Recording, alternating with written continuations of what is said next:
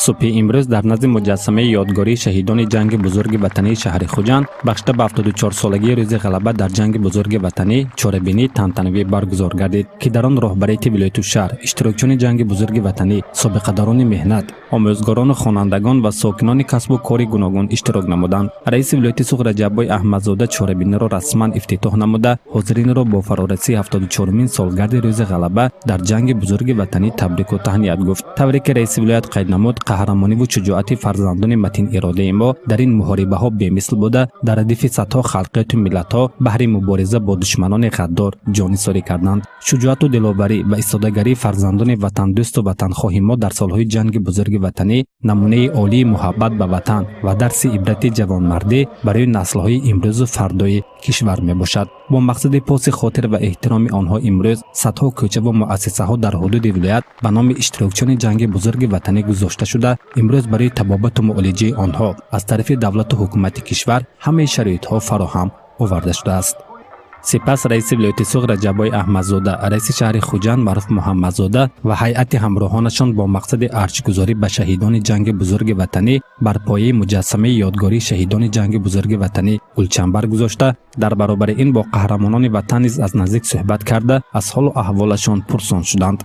گذشت نظامی اسکران و افسران به چوره‌بینی حسن دیگر بخشید. خاطر رسان میکنیم که از ولایت سوخ در این نبردهای خونین 76000 نفر اشتراک کرده، صدها نفر آنها بهر دفاع مرزبوم اجدادی قهرمانانه هلاک گشتند. حالا در حدود ولایت 73 نفر اشتراکچیان جنگ بزرگ وطنی و 370 نفر اشتراکچیان عقیبگاه زندگی میکنند. قهرمانی و جانساری های آنها برای امروزیان هم درس شجاعت و مردانگی است. اشتراکداران چوره‌بینی تنتنوی نیز با گذاشتن گلچنبرها خاطر شهیدان جنگ بزرگ وطنی را شاد نمودند. گرامی‌داشت روز غلبه چون نشان احترام به دلیری و جانساری های فرزندان کشورهای مختلف می باشد که آتش جنگ دهشتناک را خاموش و آزادی مردمان سیاره را تامین کردند. خاطره نیکی آنها همیشه در دل و دیده ما ابداً مسکن گرفته است. در ناحیه به نام میر سید علی حمدانی روز 8 مای 74 سالگی غلبه در جنگ بزرگ وطنی جشن گرفته شد. چوره‌بینی ایدانه از مراسم گلچنبرگذاری آغاز یافت. سابقه‌داران مهنت نزد مجسمه مادر گریان گلچنبر گذاشتند. سپس با اشتراک جوانان نفرانی که سالهای جنگ بزرگ وطنی نزدیکانشان را گم کردند با رسم آنها راهپیمایی پارک ابدزنده دایر گشت. بخشیده به 74مین سالگرد غلبه در جنگ بزرگ وطنی سالهای 1941 1945 جمع آمد ایدانه نزد لوحه یادگاری از شهیدان جنگ بزرگ وطنی در باغ فرهنگی و استراحتی ناحیه دایر گردید. جانشین رئیس ناحیه به نام میر سید علی حمدانی سنیفما تقی مرادزاده قید نمودند که سالهای جنگ بزرگ وطنی 1000 نفر جوانان از ناحیه میر سید علی حمدانی به فرود رفته از آنجا برنگشتند. برای محافظت وطن جان خود را فدا نمودند. از اشتراکچیان جنگ در ناحیه 4 نفر در قید حیات باقی ماندند. رئیس سابقه‌داران جنگ و مهنت ناحیه ذکر نمودند که خاطره شهیدان جنگ بزرگ وطنی هرگز از یادها فراموش نخواهد گشت. چی؟ گریه میکنه به مردن من، اما بدانه که من از این سال مردن شادم. در قسمت فرهنگی چوره‌بینی از حیات دوره جنگی قهرمانی جوانان از ایجادیات ادیبان سویتی تاجیک صحنه‌های جالب نمایش داده شدند. این صحنه‌ها را نورسان با توجه بلند تماشا کردند. همچنین در این روز شعرهای دوره جنگی از جانب نورسان با حس بلند وطن دوستی سراییده شدند. در قسم حربی 13483 قشون‌های خشکیگرد وزارت مدافع جمهوری تاجیکستان واقع در ناحیه بوسه 9 عسکران سوگند حربی را قبول کردند.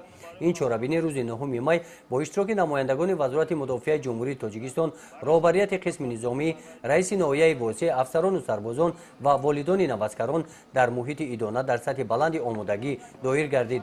این جوانان باننگ و ناموس، وطن دوست و قوی اراده، افتخار از دولت و ملت و صاحب استقلالی کشور نموده برای حمایت تاجیکستان وطن مادر و تامین آسایشگی ساکنان آن با حس بلند مسئولیت شناسی و خودشناسی ملی سوگند حربی را قبول نمودند.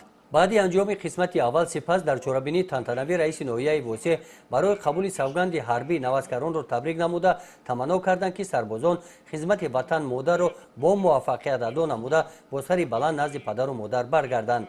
ذکر نمودند که شکرانه از سیاست سازنده و بنیادکارانه پیشوای ملت پرزیدنت جمهوری تاجیکستان محترم امامعلی رحمان در قسم‌های نظامی کشور همه شرایط‌ها موجود میباشند. در صف قواهای مسلح جمهوری تاجیکستان خدمت نموده جوانان سالم و توانا هوشیار و زیرک میگردند. رهبریت قسم حربی و نماینده وزارت مدافع جمهوری تاجیکستان ذکر نمودند که در قسم‌های حربی وزارت مدافع جمهوری تاجیکستان برای ادای خدمت حربی همه شرایط‌ها موجود میباشند. قید کرده شد که نسل زمان استقلال با سویه علم و دانش، آداب و اخلاق باعث افتخار ما میباشند. منطقه صنعتی بختر سال 2015 با قرار حکومت جمهوری تاجیکستان تأسیس یافته طبق نقشه مقامات اجرایی حکومت دولتی شهر بختر در اینجا 10 کارخانه خرد و بزرگ صنعتی بنیاد کرده می شود.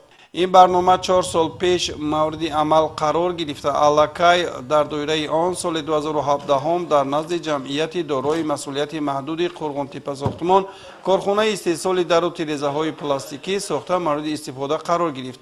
اکنون در دایره گرامی داشته سالهای رشد دهات، سیاحی و هنرهای مردمی در منطقه صنعتی بختر باز بیشتر از 6 کارخانه نو بنیاد کرده می شود.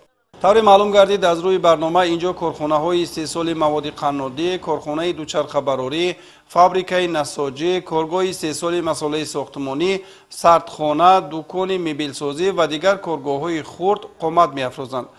کارخانه استحصال دوچرخه از جانب صاحبکار عبدالرسول صاحب نظرов بنیاد شده اساساً در رقابت با مالهای وارداتی یک چند نمود دوچرخه های زمانوی از جمله ولاسیپدهای بچگانه، ورزشی و دوچرخه برای معیوبان را استحصال میکند.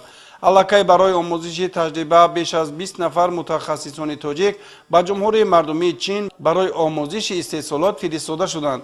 طور اطلاع دادند در یک سال تا 10,000 دانه دوچرخه استحصال کرده می شود. رؤوف صاحب نظرов ساکن مرکز ولایت از تشکیل منطقه صنعتی بختر اظهار قناعتمندی می کند. زیرا اکنون با دستگیری های حکومت جمهوری تاجیکستان او در این موضع کارخانه بزرگ بنیاد کرده کارگاه جوراب بافیش را به این منطقه صنعتی انتقال می دهد. الکی دستگاه و تجهیزات از دولت‌های پیشرفته دنیا وارد کرده شده کارگران نیز استحصال جوراب و کاربری از تجهیزات زمانوی را از خود کرده ایستادند.